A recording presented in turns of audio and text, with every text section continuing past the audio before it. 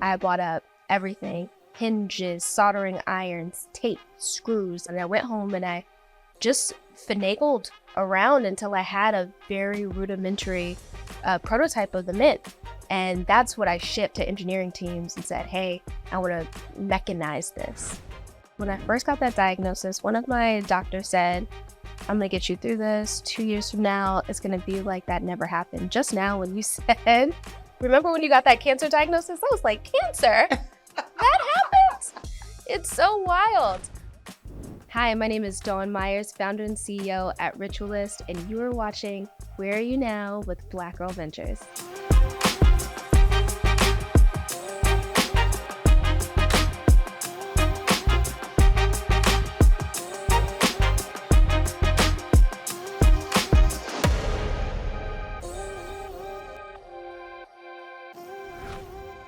Dawn, CEO and creator of, I don't even want to say founder of, I'm going to say founder of Richualist, but creator of the Mint. That's right. I am so happy to see you, Dawn Myers. How are you? See you. How you doing?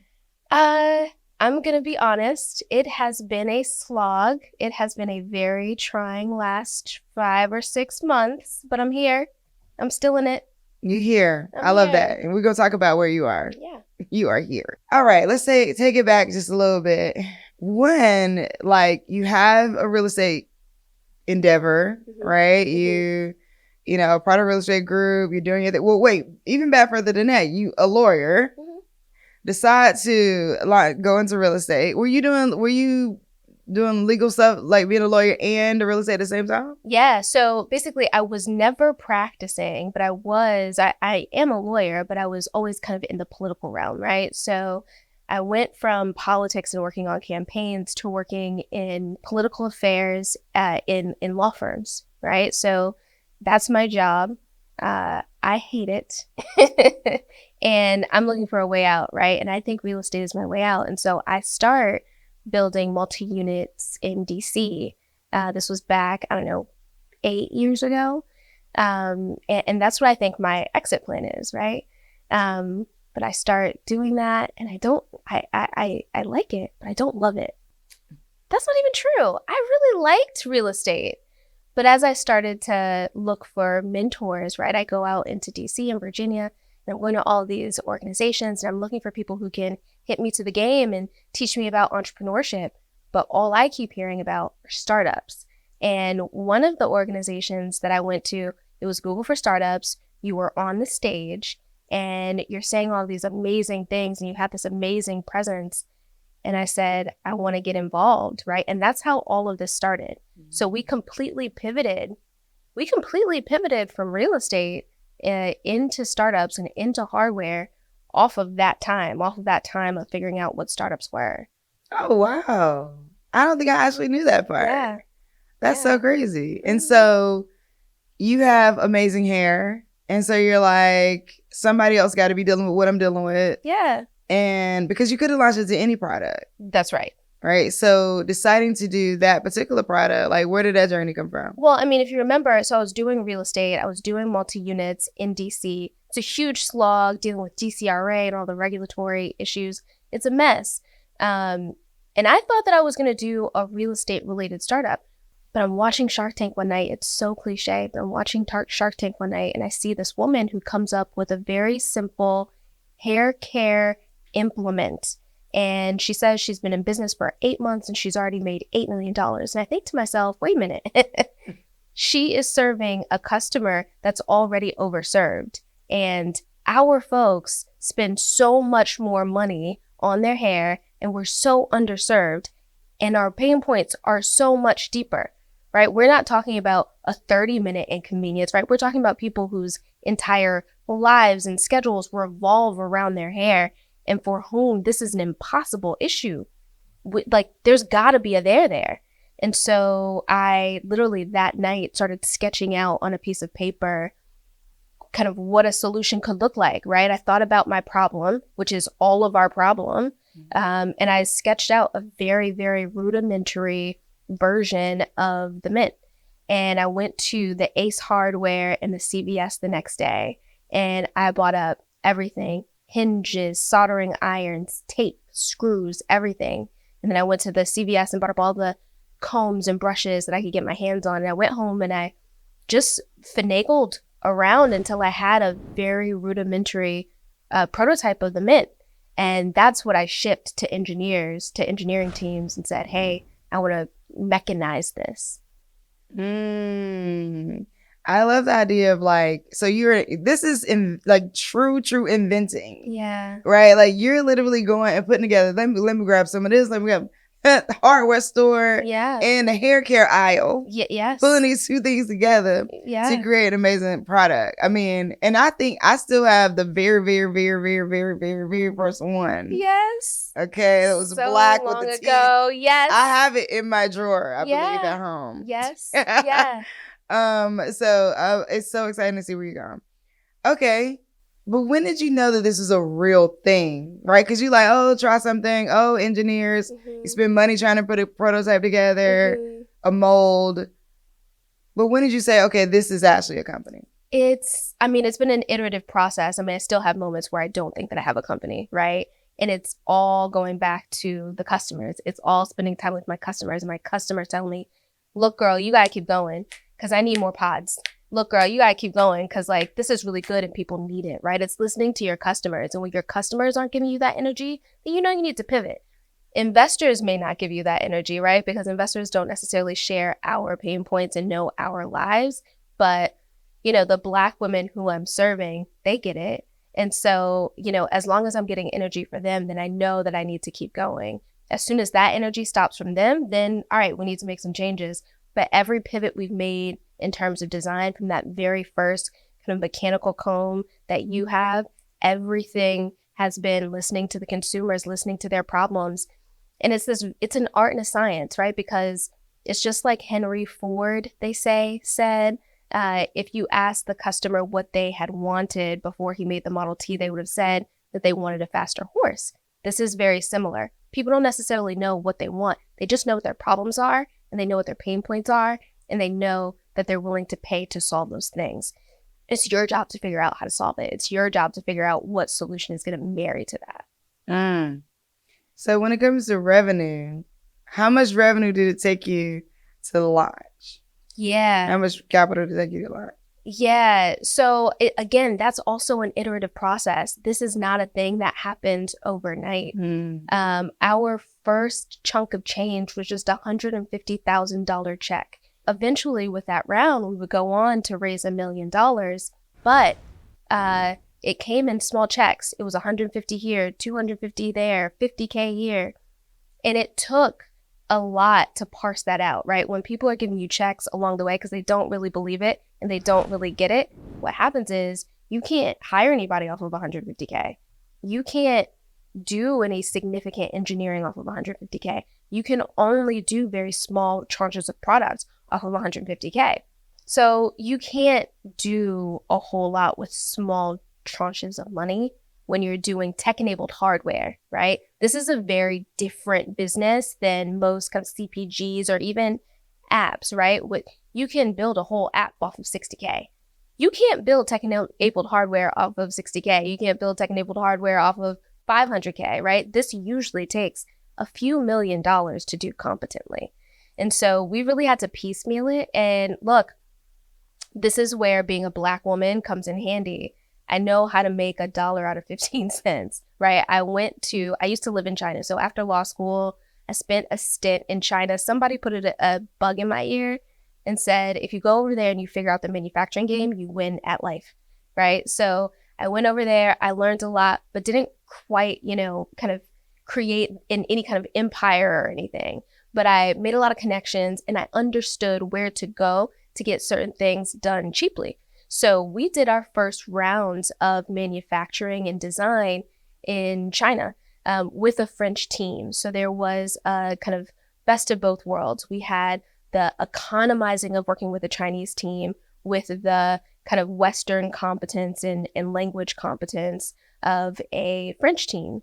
And so they were able to get us, part of the way, right? And we saved, I'm going to say, a solid $600,000, $700,000 on those initial rounds of prototyping because we were doing it really cheaply. And we were able to sort out a lot of variables throughout that process. And then once we came with early stage prototypes, but prototypes nonetheless, and we took those to investors, we were able to say, okay, we've saved you guys almost $1 million.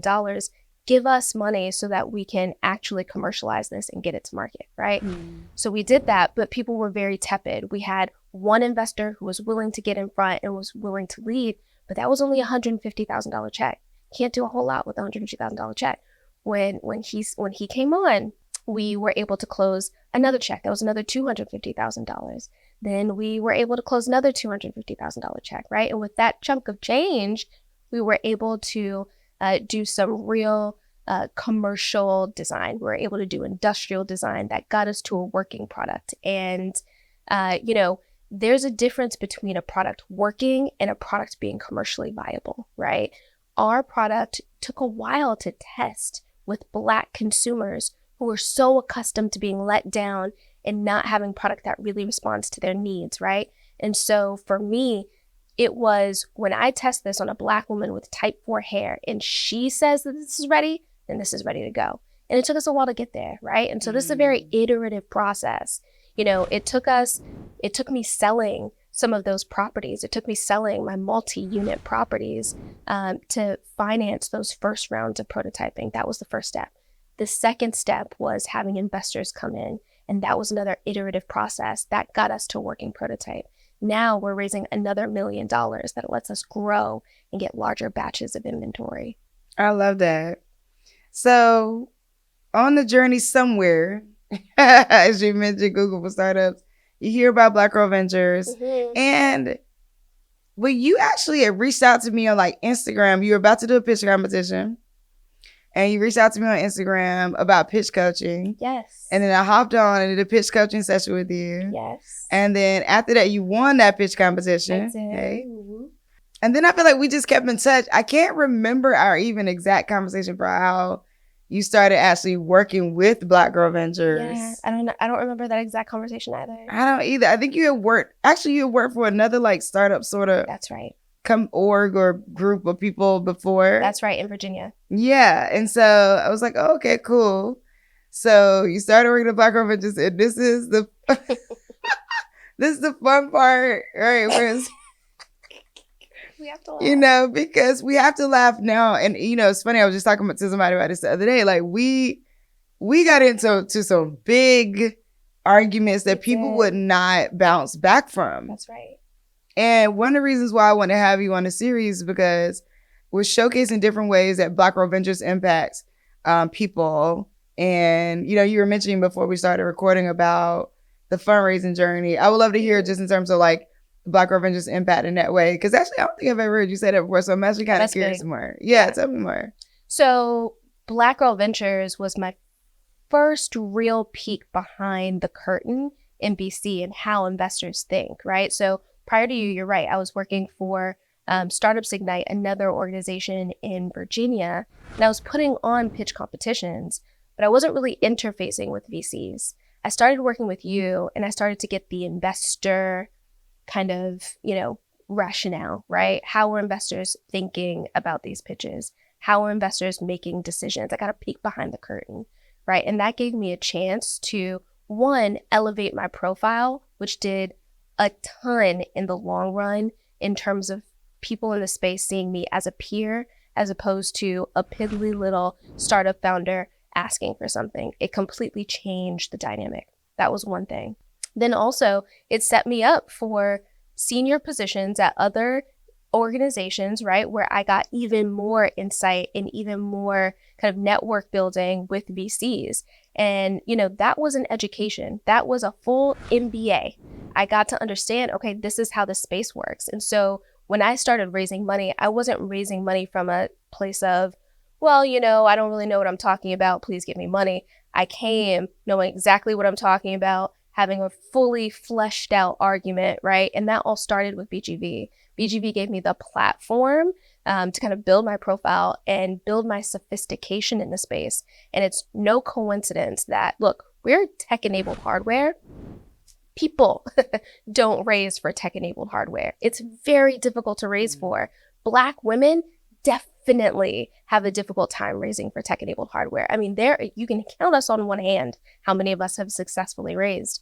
And so, it's not a coincidence as far as I'm concerned, right? Like my platform, my education in the space, it started with BGV. Wow. Thank you for sharing that. Yeah.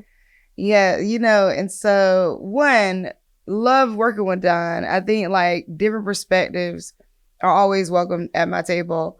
And I'm gonna tell you I'm gonna give you my opinion. Yeah. I'll tell you the truth I see, and you gonna tell me the truth you see. And so I honor that too, because I feel like we still hold that even to this day. But we always laugh about it because when Dawn used to describe it, she would say like, what was it? Was it violent? It was just such a violent process. And one time I heard her say that and I was like, wait a minute, what are you saying? But it was a violent process for us at certain points.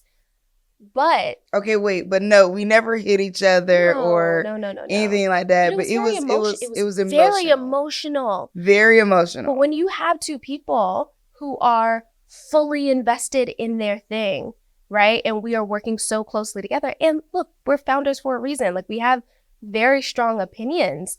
And, there are different kinds of people in this hierarchy. Some people will just kind of let the things happen. And then other people are going to say the things to you. And those things sometimes are going to bite.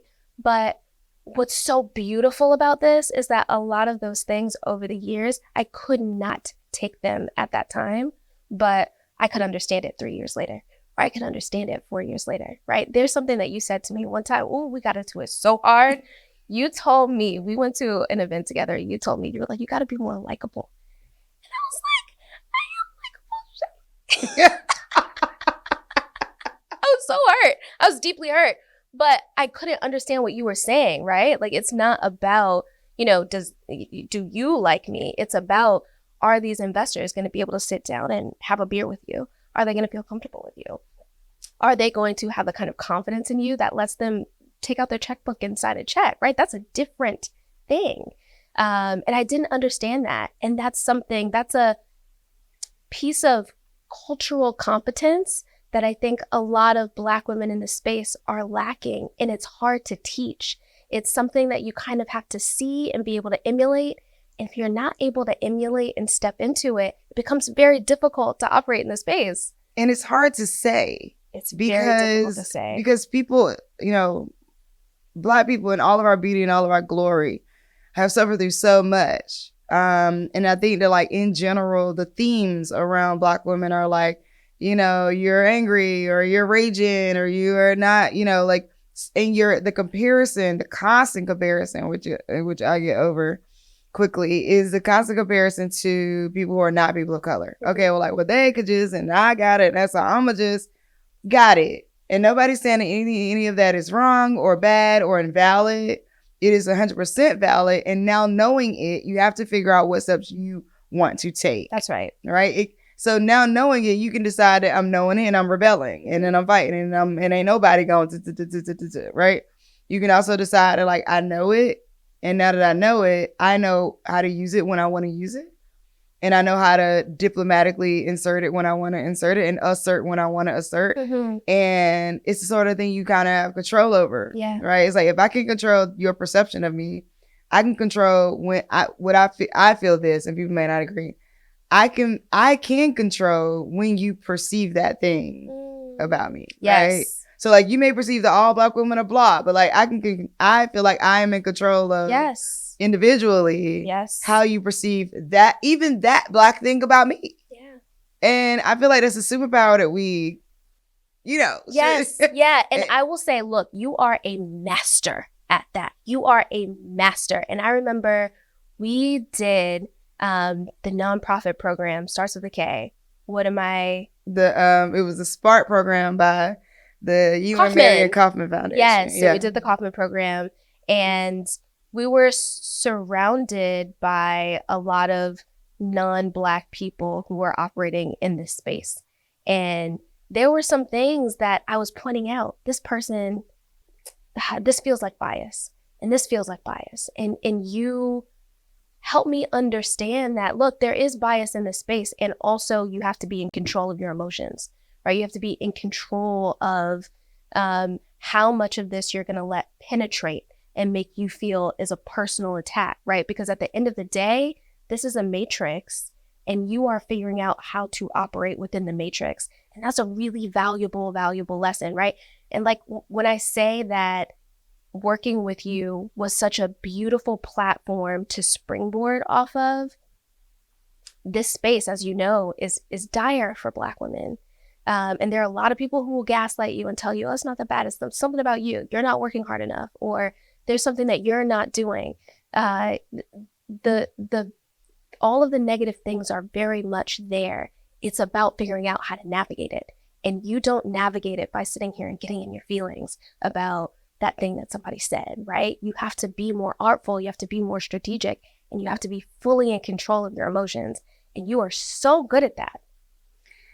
And I think it's funny because my belief is that when you, there's all this constant comparison, which is like, well, they don't have to, so why do I have to? Or like, if this white woman does this, or if this white man does that, and they don't have to, and I got to me, that is a complete like abstraction from you, which is like, I am me.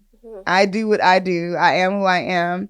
And yes, does the themes of Black people fall all around me? Like is it cloaking me all the time? Heck yeah.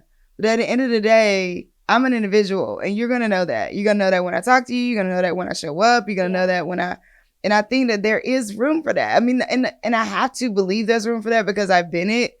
But I also don't want to be the only one. So when I am trying to share that with other Black women who they may or may not be in the space too. Yes. You know what though? And we, in a recent on my Sirius XM show, you and I talked about hiring and people.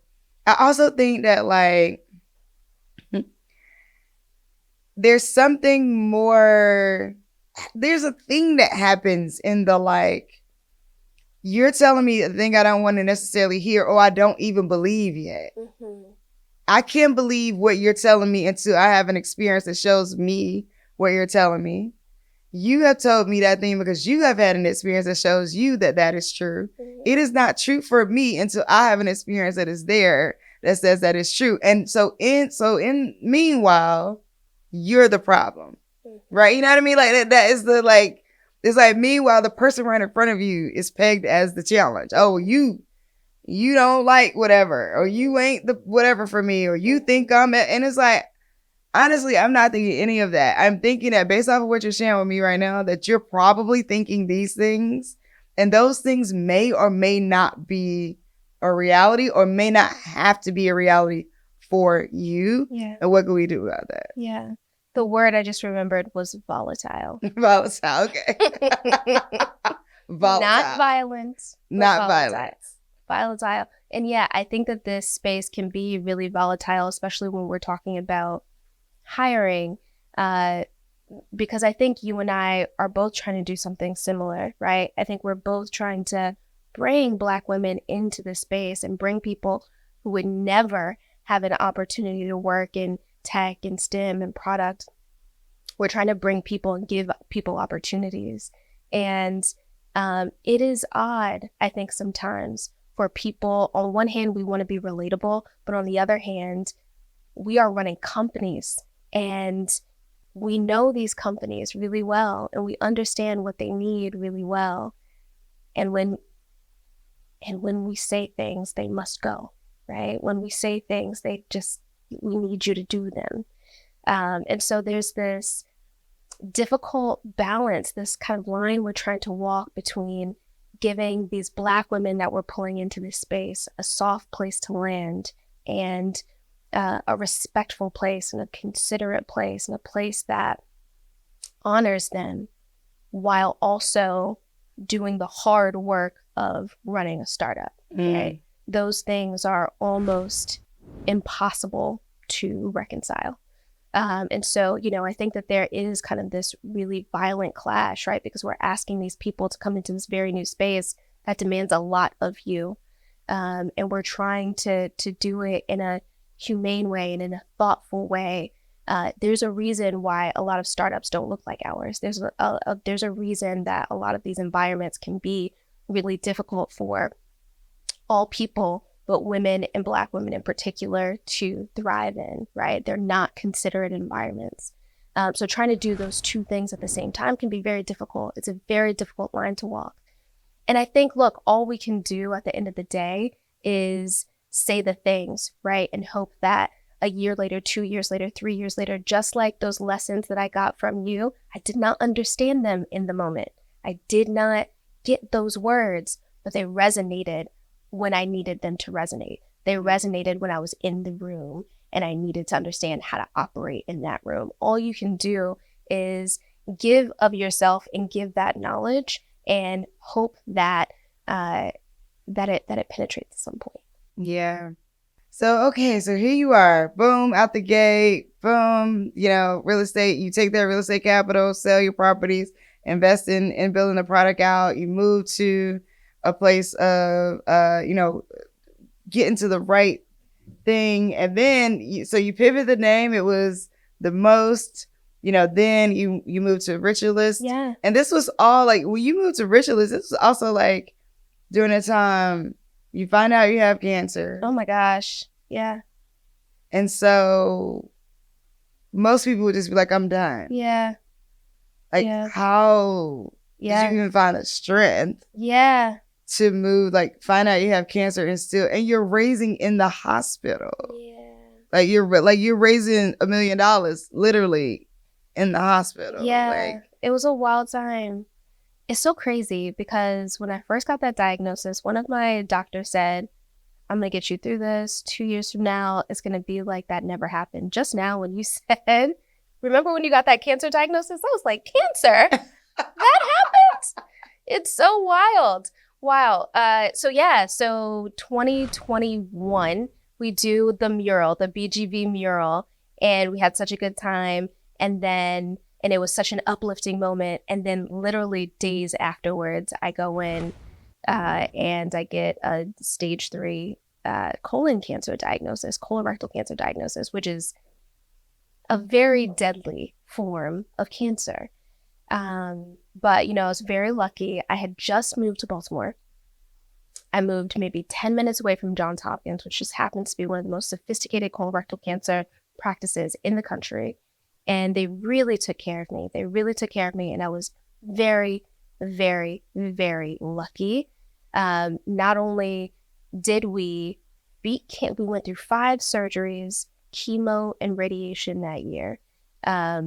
Several of those surgeries were experimental surgeries to help me as a young woman maintain my fertility. Most people who go through colorectal cancer treatment lose their fertility and get plunged into menopause immediately. But we did some experimental surgeries and kind of made a little bit of history. We cured. You don't make a little bit. A little bit. Made a little bit of history. Make a little bit of history. Yeah, so we went through this whole rigmarole. And while we were doing that, we were launching a brand new brand, right? So we had our old company, The Most, and then we were doing this kind of offshoot Richualist for the new technology. And we had to finish that $1 million round from the hospital bed. And it was, that year was treacherous. There were moments where I was in the middle of my raise and I ended up in emergency surgery. I actually sent a text message out to a bunch of people who were on my emergency call list. You were on that list. And you actually showed up at the hospital. I woke up at like 2 o'clock in the morning after having a bunch of procedures done. And Omi is sitting right in front of me. It was incredible. And she really advocated for me and really went to the wall for me. And I so appreciate that. But look, that's part of how I got through this, right? My founder family, the Black women around me, took such incredible care of me. These were the women who bundled me up and got me home and changed my bandages and made sure that I was okay. You saw Kai from Kai XR. She flew out and took care of me for a week, was in the hospital with me. That is how I got through. I got through because of the Black women in my network. And I got to be honest, it's this symbiotic relationship. We talk about this being an ecosystem, but when we say that, it's very real, right? Like my main motivator in getting through cancer and not letting the company fall was, if I let this fall, right? I'm one of 160, 175 Black women at the time to have raised over $1 million. Like, has it broken 100 people yet? It has. Okay. It has. I believe we're at like 170, something like that. Okay.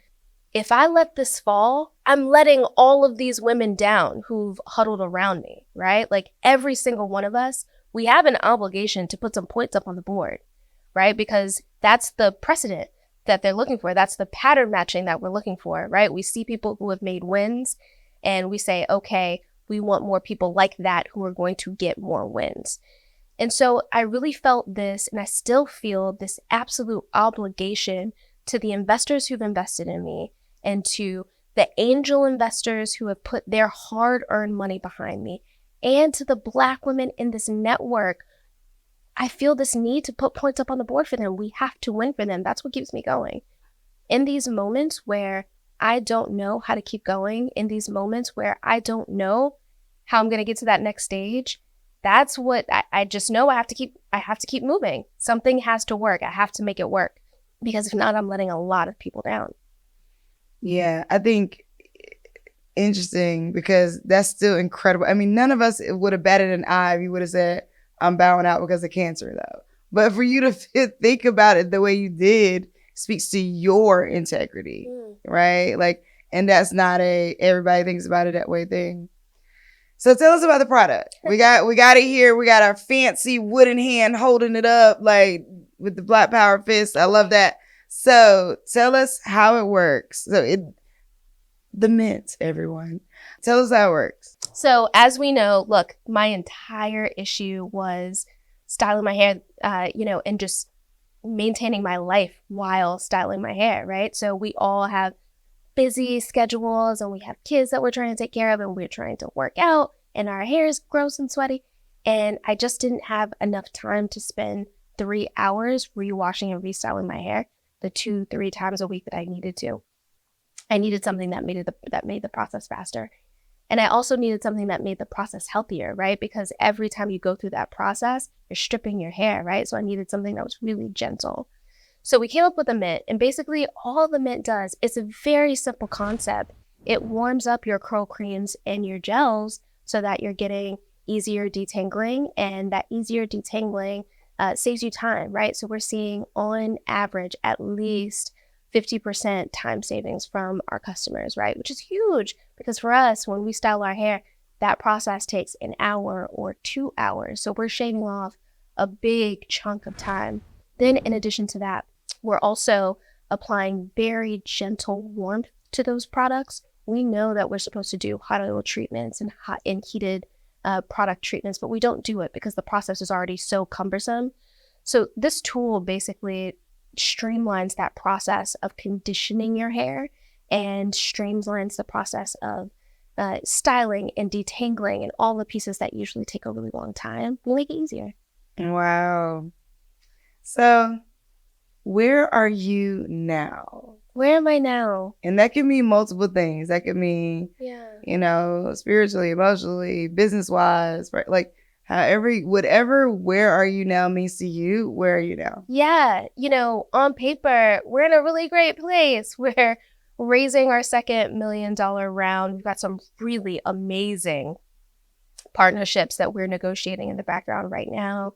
On paper, everything looks great. But I have to be honest, this has been a long road. This has been a long journey.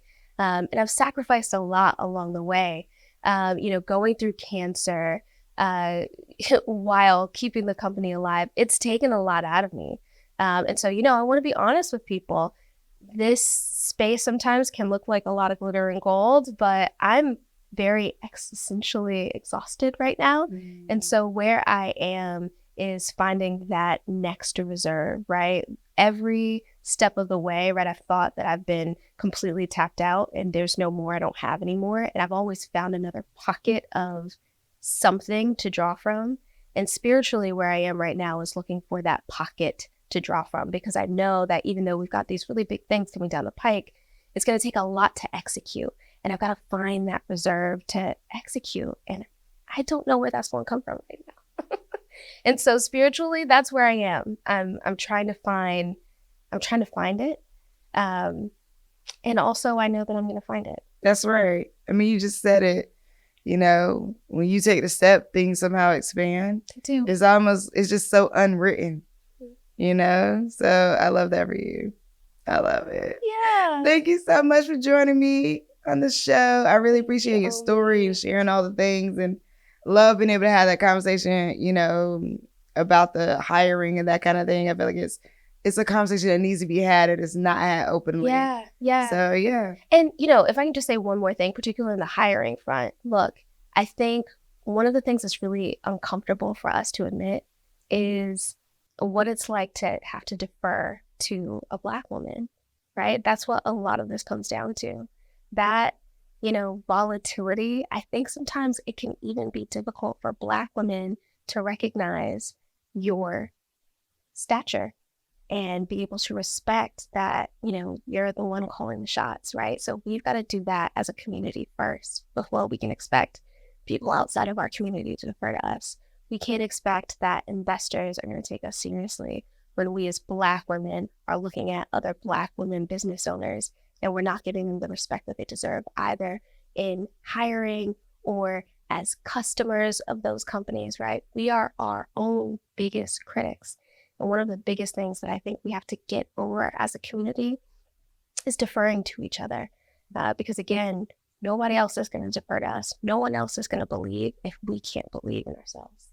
I have thoughts about that. But I don't know how much time we got left for the show. But, well, my thought is it's a yes and. Yeah. You know what I mean? As most things are. Yeah. Two things can be true, that like we need to treat each other better and people need to treat us better. Yes. You know, we need to, you know, be better at taking feedback from a Black woman, and people need to be better at, you know, accepting that we're a different culture. Yeah.